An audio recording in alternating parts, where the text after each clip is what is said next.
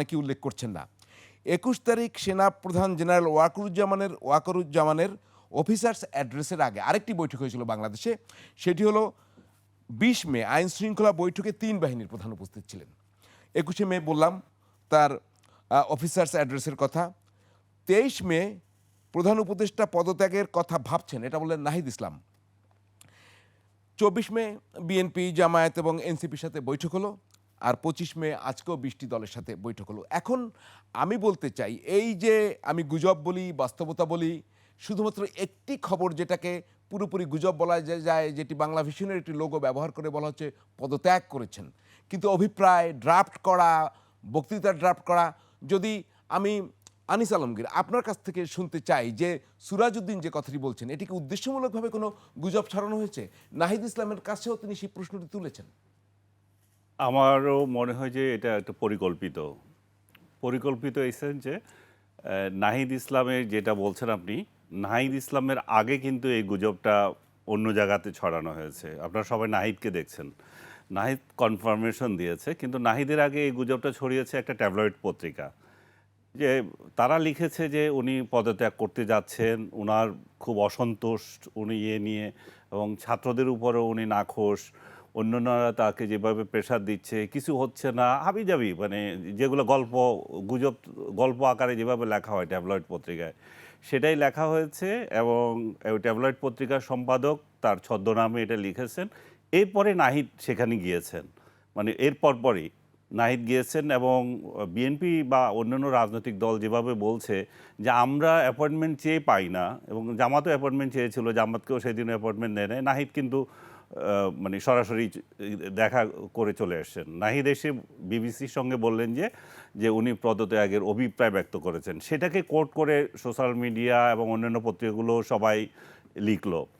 এখন পরবর্তীতে আপনি যখন এই কথাগুলো বলছেন, পরবর্তীতে এসে আমরা দেখতে পাচ্ছি যে উপদেষ্টাদের যে বক্তব্য, সেখানে আবার এটা আসছে ওয়াহিদুদ্দিন মাহমুদের বক্তৃতায় আমি দেখলাম যে উনি বলছেন যে না, পদত্যাগের তো কোনো কথা উঠে নেই, আমাদেরকেও পদত্যাগের কোনো কথা বলেন নেই।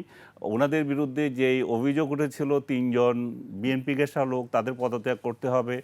তারপরে এই বিএনপির তরফ থেকে যে ৩ জনের পদত্যাগের কথা বলা হয়েছিল, ওনারা এটাকে রাজনৈতিক একটা কি বলবো, রাজনৈতিক দৃষ্টিভঙ্গিতে দেখছেন, রাজনৈতিক দলগুলো যেভাবে করে আর কি, দাবি দাওয়া। ওয়ালটন আবারও মিলিয়নিয়ার অফারে ওয়ালটন ফ্রিজ কিনে আপনিও হয়ে যেতে পারেন মিলিয়নিয়ার।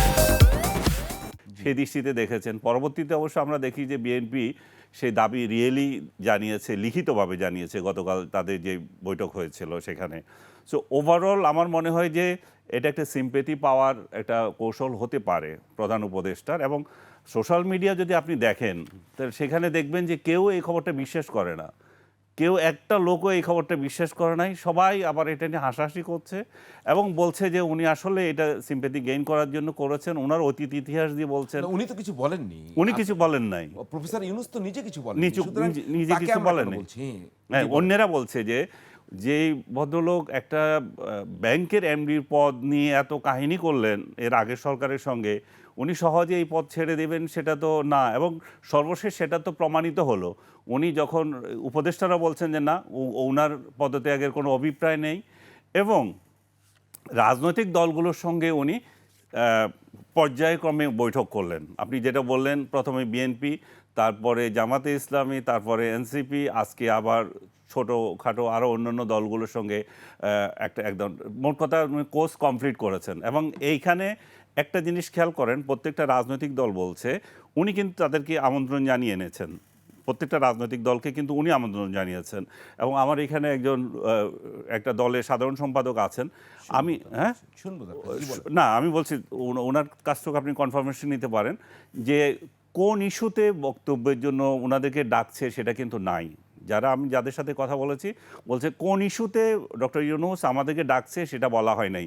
এবং বিএনপিও বৈঠকের শেষে বেরিয়ে বলেছে কিন্তু যে আমাদেরকে কোন ইস্যুতে ডাকছে সেটা বলে নাই, কিন্তু আমরা আলাপ করেছি, অনুমান করেছি এটা নিয়ে। তো এখন দেখেন উনি যেটা করলেন, বিভিন্ন রাজনৈতিক দলগুলোর সাথে বৈঠক করা, এটা হচ্ছে এক ধরনের এন্ডোর্সমেন্ট নেওয়া। এবং ওনার প্রতি যে একটা থ্রেট এসেছিল যে ডিসেম্বরের মধ্যে নির্বাচন করতে হবে, এই যে এটাকে যখন চাওর হয়ে গেল নানা জায়গা থেকে, এবং প্রধান বিরোধী দল বিএনপি যখন দাবি করছে যে ডিসেম্বরের মধ্যে দিতে হবে, সেনাপ্রধান যখন বললেন যে ডিসেম্বরের মধ্যে নির্বাচন করা উচিত, সবগুলো মিলিয়ে এমন একটা প্রেশার উনি অনুভব করেছেন। সেই প্রেশারটা উনি কাটানোর জন্য বিভিন্ন রাজনৈতিক দল থেকে এন্ডোর্সমেন্ট নিয়ে গেলেন যে এখন আর কোনো সমস্যা নাই, সবাই চাচ্ছে যে আপনি থাকেন, আপনি থাকেন, আপনি থাকেন।